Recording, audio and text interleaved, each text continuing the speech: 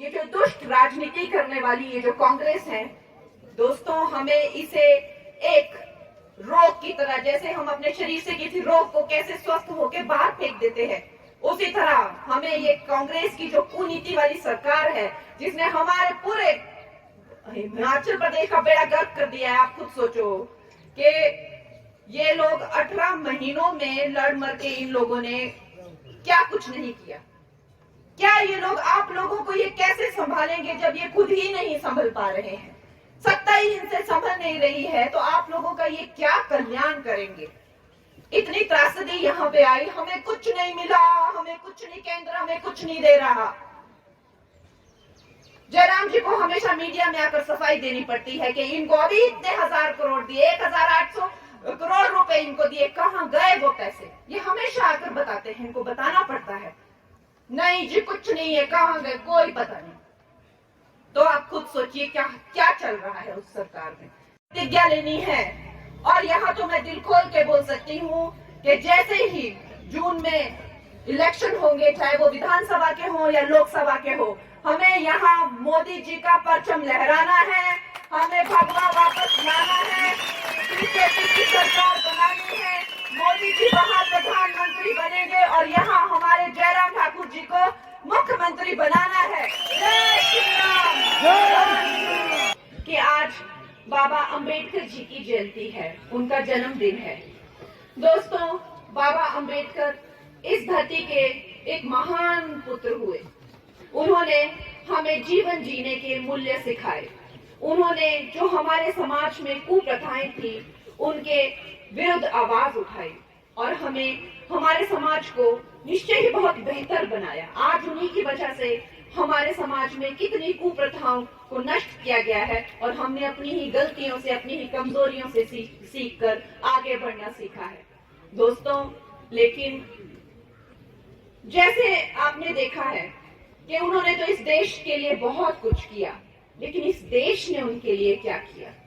जितना उन्होंने सेवा की इस देश की, कांग्रेस में वो जैसे बताया गया कि मंत्री थे, कांग्रेस ने उनके नाम का इस्तेमाल किया, हर जगह उन्हें आज भी यूज किया जा रहा है।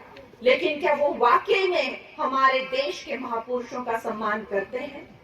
आप खुद से पूछिए, क्या उन्होंने कभी भी हमारे देश के महापुरुषों का सम्मान किया है?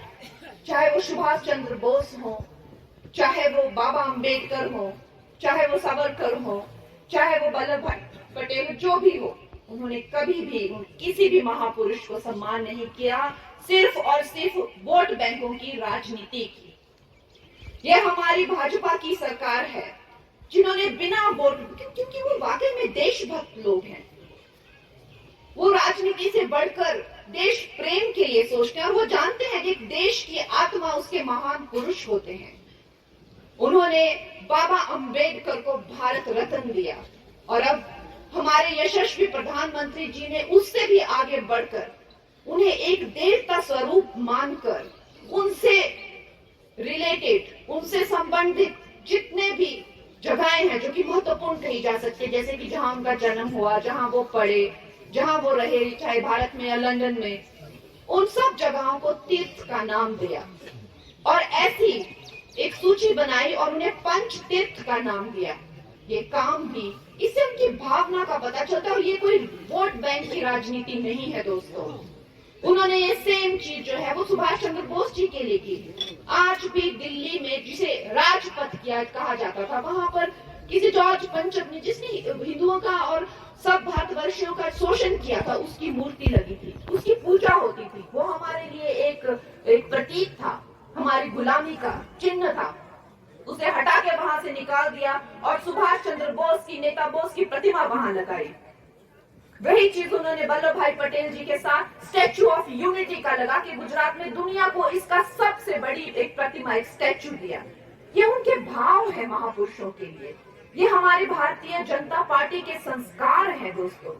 लेकिन उसी तरफ संस्कार देखिए आप, कांग्रेस के क्या संस्कार है, सोचिए आप, क्या बातें करते हैं वो महिलाओं के लिए, कितनी भद्दी टिप्पणी करते हैं वो महिलाओं के लिए। क्या कभी आप सोच सकते हैं कि हमारी भारतीय जनता पार्टी के जो हमारे नेता हैं वो इस तरह कहें महिलाओं को कि मंडी की महिलाओं के क्या भाव हैं, इस तरह से वो बातें करें।